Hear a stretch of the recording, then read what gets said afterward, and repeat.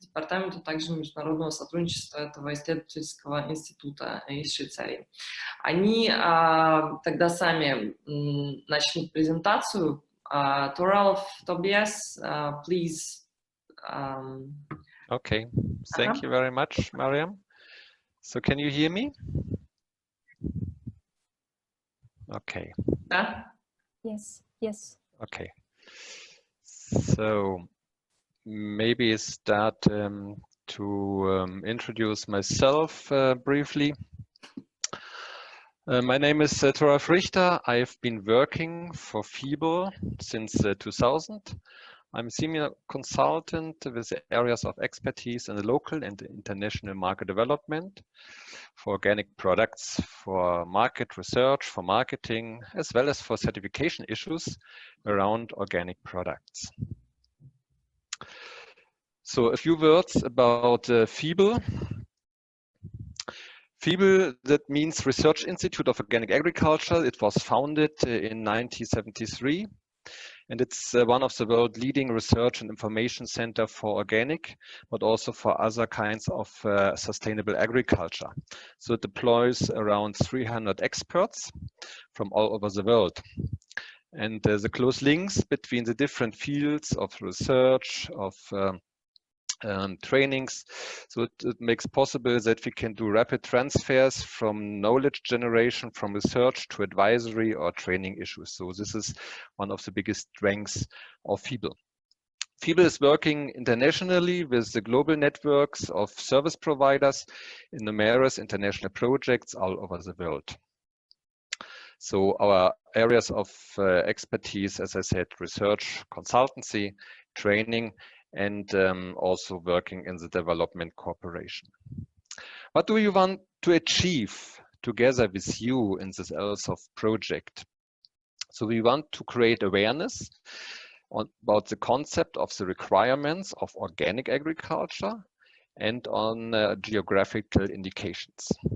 And we want to help you to open the market gates with your excellent products from Central Asian countries by this certification, organic and geographical indication to European markets of higher added value products. How do we want to achieve these objectives? So our mission in this project is to support the farmers and the wild collectors who are interested in organic certification and geographical indication to enter the international organic markets. And for this, we have received invitation to contribute with specific activities to this objective. On the one side, we will do a participatory assessment of current value chains about barriers, opportunities for conversion to organic agriculture. We will facilitate market information and do the linkage of smallholder producers and micro and smallholder enterprises. We will assess the EU policy and the market requirements to establish a recognized certification system for organic production. So especially in this moment, the EU is in the very last steps to revise the organic standards and new organic standards, which would come in force in 2022. We will support a promotion campaign for Central Asian organic and non-timber forest products to increase product awareness and demand in local but also in export markets. We will map and improve access to the rural advisory service system. We will do training and we will develop skills for food and non-timber forest products in regard to quality management issues. And finally, we build up entrepreneurial capacities to establish a platform for online trainings, as we have seen before by our colleague. For the last task, we have elaborated over the last months some training materials in 2 teams. So we have, let's say, the organic team. It's about me and a network of collaborators who are supporting me. And we have the team with geographical indication documentation. This is Tobias, but he will introduce himself and the team later on. What I would like to do now is to give you a little bit background about the importance of organic agriculture. So what is it about and what kind of training materials we have elaborated in the first step. So organic agriculture, it becomes more and more important on different reasons. There's a market reason on the one side, an increasing demand all over the world, but there's also the reason which is driven by the climate change, by problems we see all over the world with losing soil fertility and so on. So there are different conditions which influence the farming process, and these challenges there could create also, or to give a chance to convert to organic agriculture. But these challenges can be differences from country to country, but also from farm to farm. It depends from the soil and the climate conditions and also the regulatory framework in the country. The more as a farmer you rely on farm-owned resources to maintain soil fertility, and on natural processes to manage pests and diseases, the closer you as a farm are also to make organic possible on your farm. So to better understand what is organic agriculture, maybe it's good to explain the difference to the other kind of agriculture. We call them conventional agriculture. So conventionally managed farms mostly grow only a few annual or perennial cash crops, relying very heavily on the use of fertilizers for plant nutrition and pesticides and herbicides for pest, disease, and for weed control. On such farms, soils are often degraded, losing organic matter, and by this the fertility to provide sufficient yields for a long time. So this really could become a bigger problem when we see in a horizon of 10, 20 years all over the world. What you can do to prepare your farm to organic agriculture when you are interested to convert is to establish a diverse farming system to enhance nature's ability to regulate itself and to restore natural soil fertility by providing organic matter to the soil. In the process of conversion to an organic production system, it's also important to learn to observe the nature, to observe the crop development and the dynamics of pests, diseases, and natural enemies to improve the right timing and to choice of crop protection measures. So there are preparation needed on farm level to become a successful organic farmer. It's not like to switch a button. But there are also many other issues in the management to consider. So it's a complex system, organic agriculture, but we are here to support you in this process. So we have prepared in the first step some training materials. So on the one side, we have produced 3 voice-over presentations about organic agriculture, which are provided with subtitles. So the one is called Organic Agriculture, an Introduction. So here we are speaking about the relevance of organic agriculture, about key statistics of the organic markets and the organic production, where you can see that it's really growing all over the world. And this is a steady trend we can observe for decades. We will speak here about differences to conventional agriculture. We will relate to the principles, standards, and certification issues. And we will give you some reasons why to convert to organic. So this is one presentation. The second one, it's called Organic Principles and Introduction. And here we are explaining the main principles which are guiding and driving organic farmers in their daily work. And we are speaking about the main issues of certified organic wild collection as another bigger market challenge or market chance you have in Central Asian countries. And then we have a third PowerPoint presentation developed. So this is an introduction about the use of organic standards and the logos. So probably you know it's not possible to sell products as organic without a certification.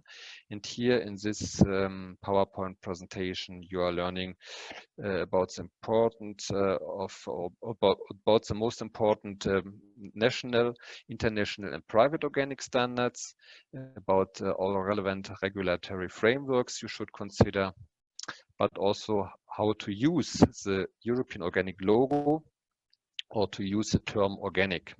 And we will also mention here the topics of the revision of EU organic regulation, which will bring some new aspects and some improvements we all hope in the organic sector development. So it is worth to follow these three presentations to have, let's say, an introduction about the topic, to have a better understanding about what organic agriculture is about. When farmers or producer groups have decided once to convert to organic agriculture, then it is recommended to view different training materials we have produced. So there are different topics. One topic is how to get certified. Here, all interested people can learn, what is needed, what are the pre-requirements, what are the processes in the process of inspection and certification.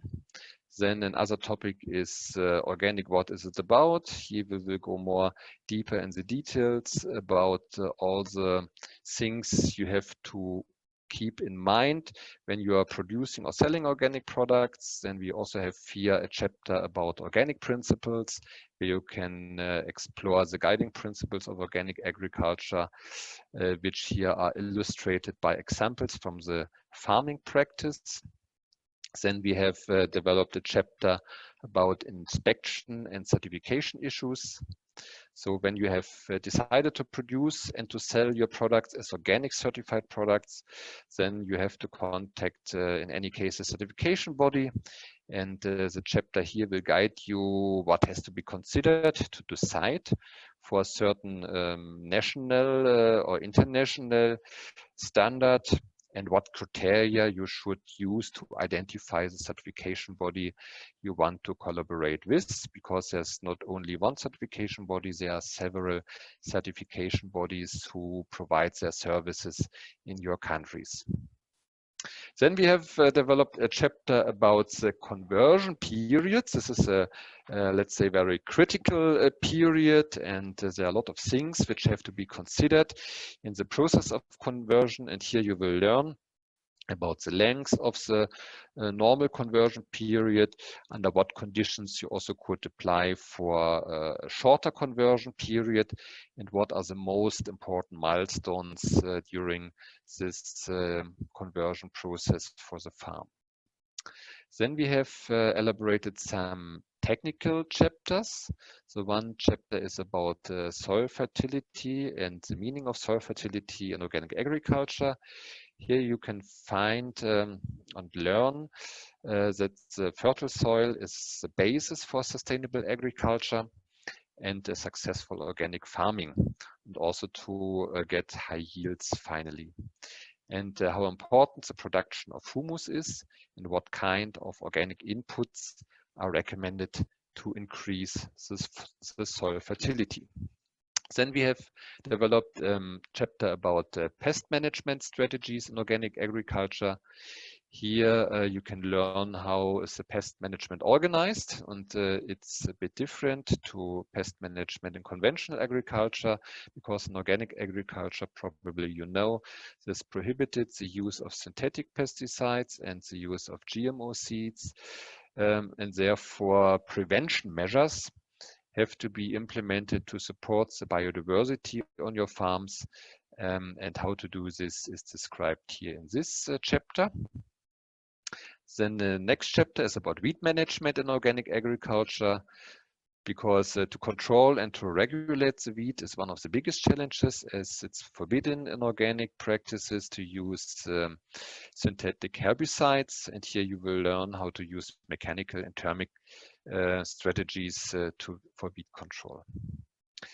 Then we have a chapter developed about the use of inputs in organic agriculture.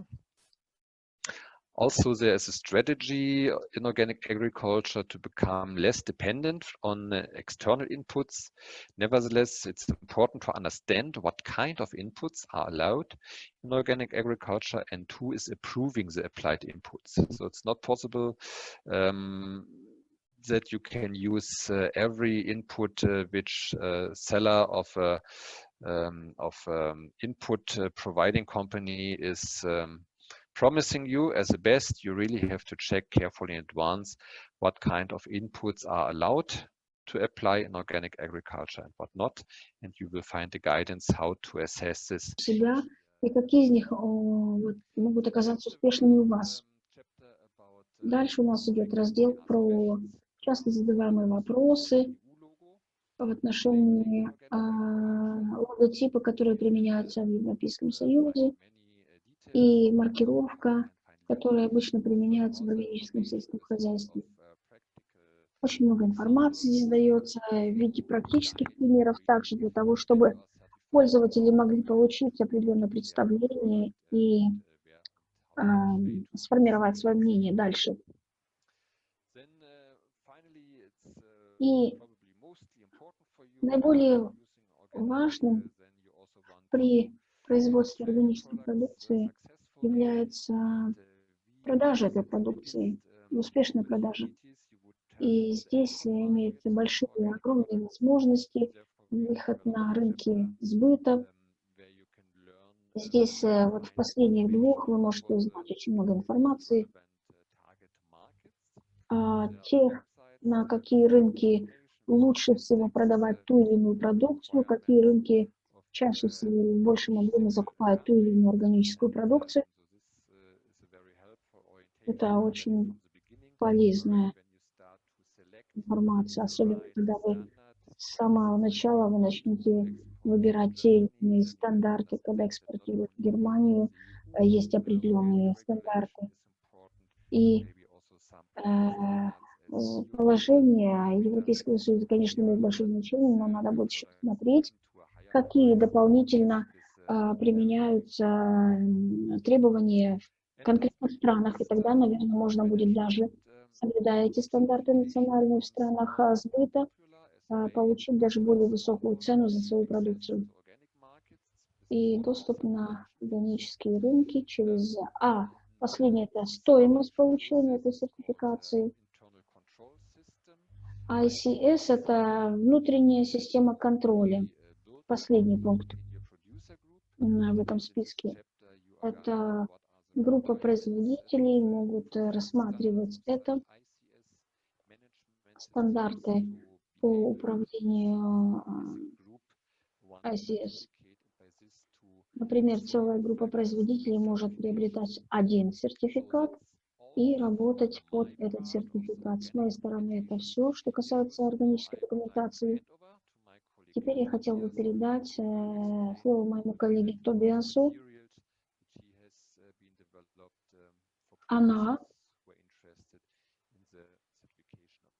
Этот материал был разработан для производителей, заинтересованных в сертификации.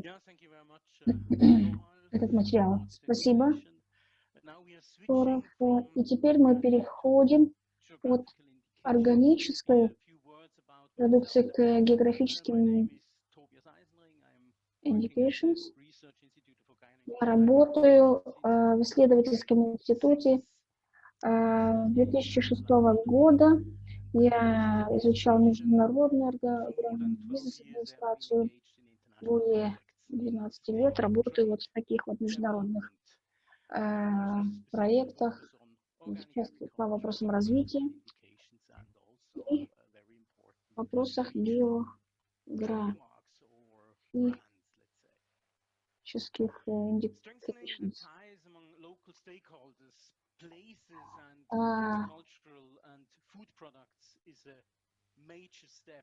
Производители играют большую роль в устойчивом сельском развитии. Они создают ценности, стоимость, о котором сегодня утром говорилось.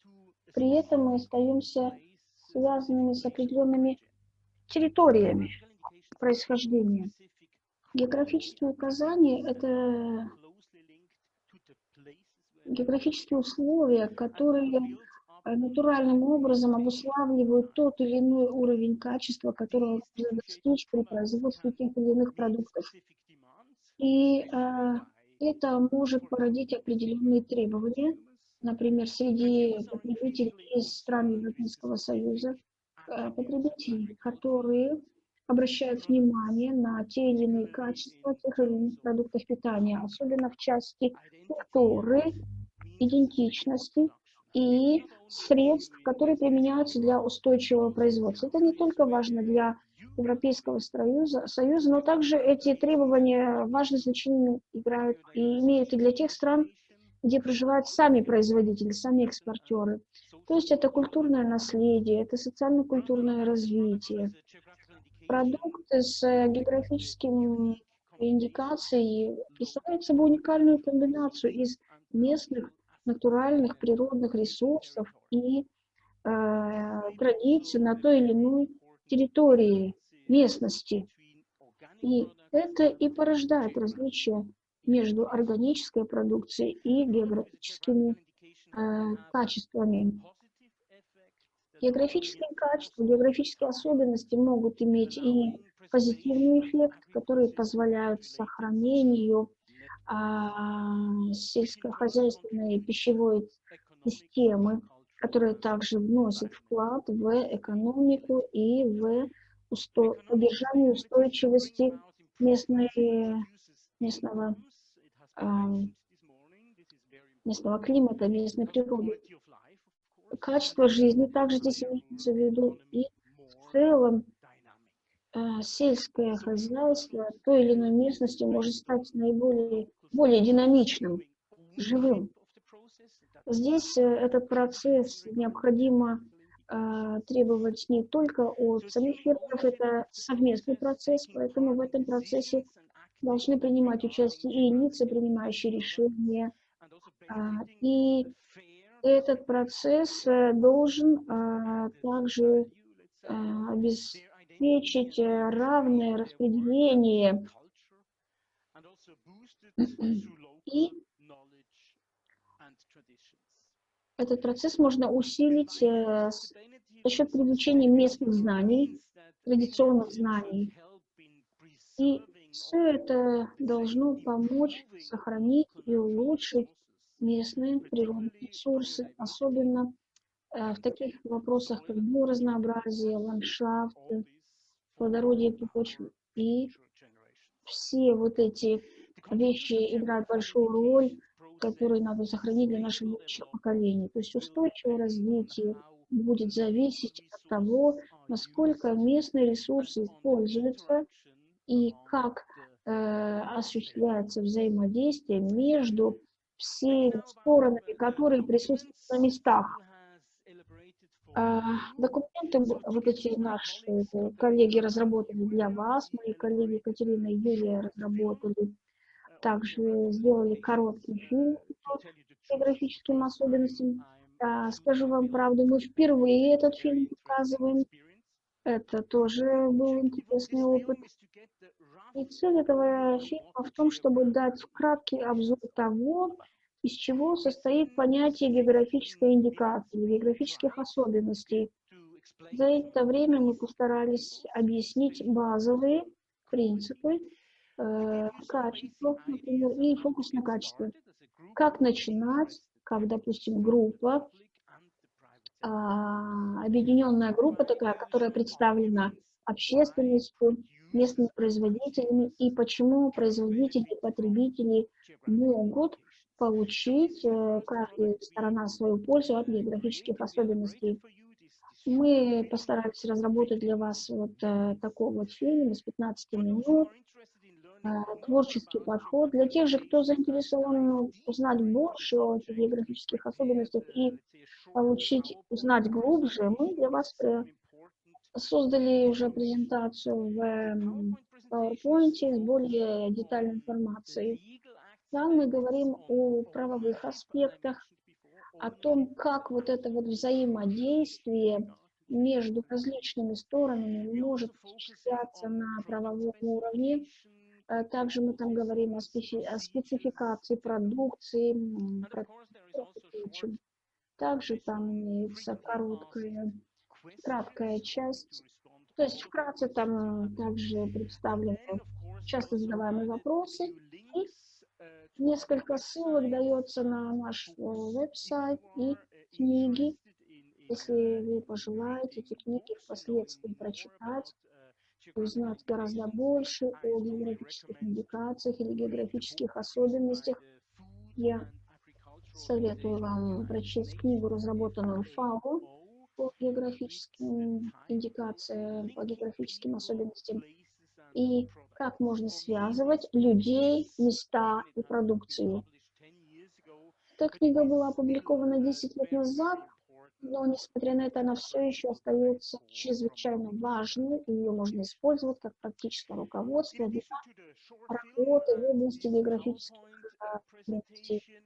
Вот фильм и презентация в PowerPoint мы также связывались с производителями для того, чтобы